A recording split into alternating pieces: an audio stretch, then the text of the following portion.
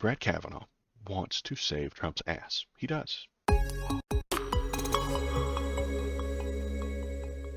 Supreme Court will hear a case that could undo Capitol riot charges against hundreds, including Trump. I think it was Wednesday. It was only a couple of days ago.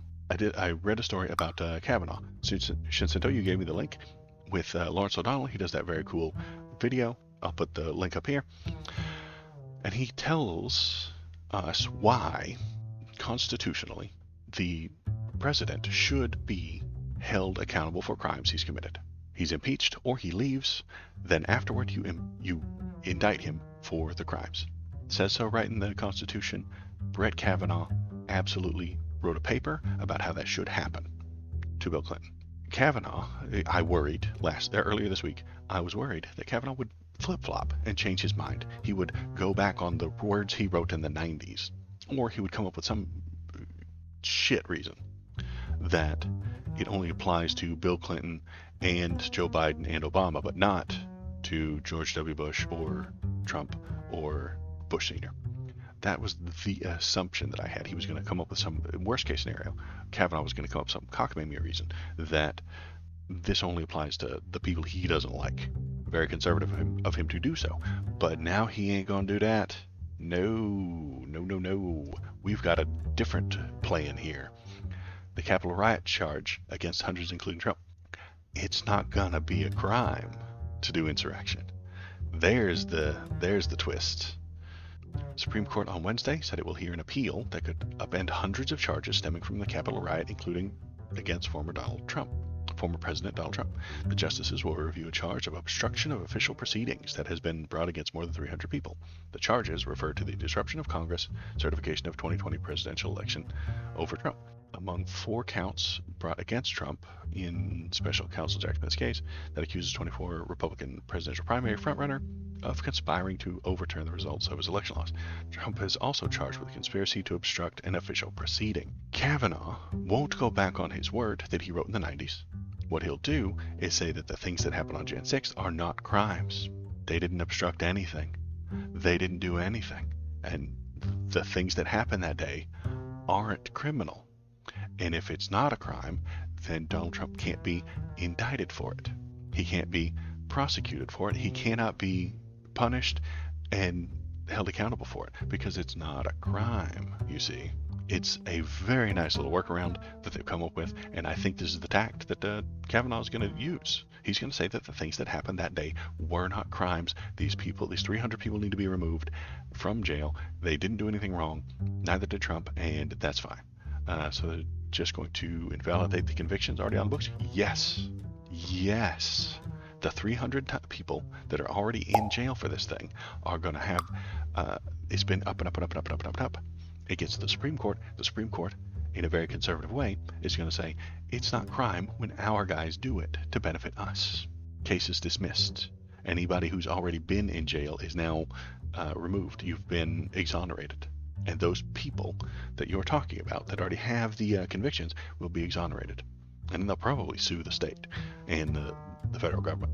Maybe. If they get a good lawyer, they will. But they may not have the money for it. Entirely possible. So, when a Republican commits crimes at the direction of a Republican for the benefit of Republicans winning, it's not a crime. That's what's coming.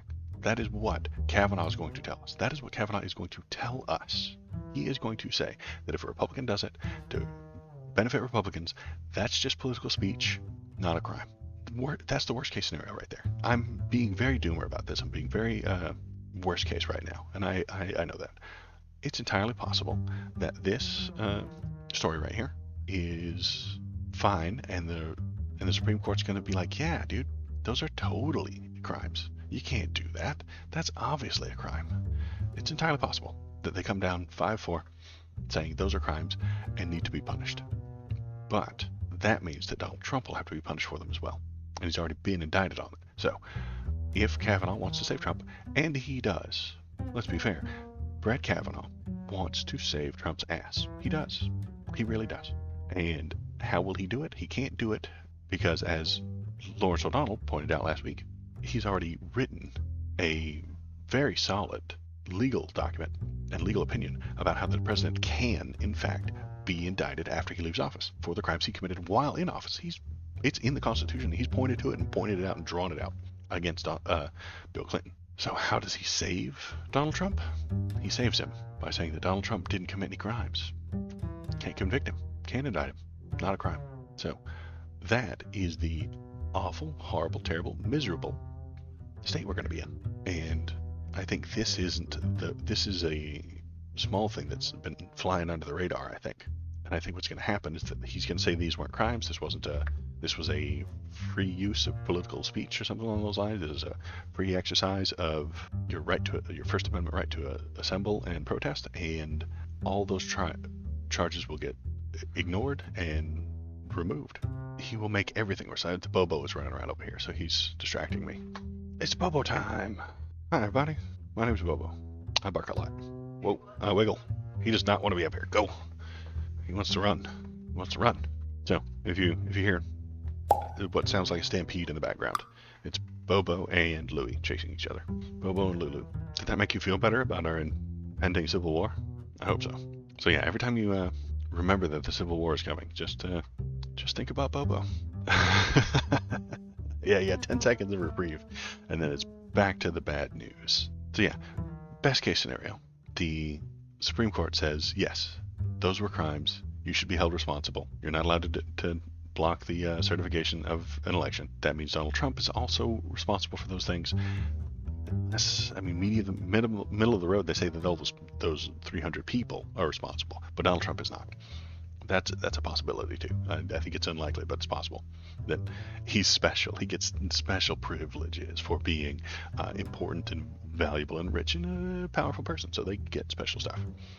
And then if he gets away, if that happens, that one's probably going to happen first. They're going to say it's not a crime. The one that Lawrence O'Donnell mentioned just flies under the radar. It doesn't matter at that point. They'll say yes, he's responsible for crimes, but he didn't commit any.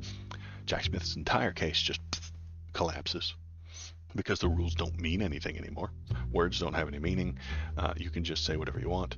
If you do bad things for Republican reasons, then it's not a bad thing.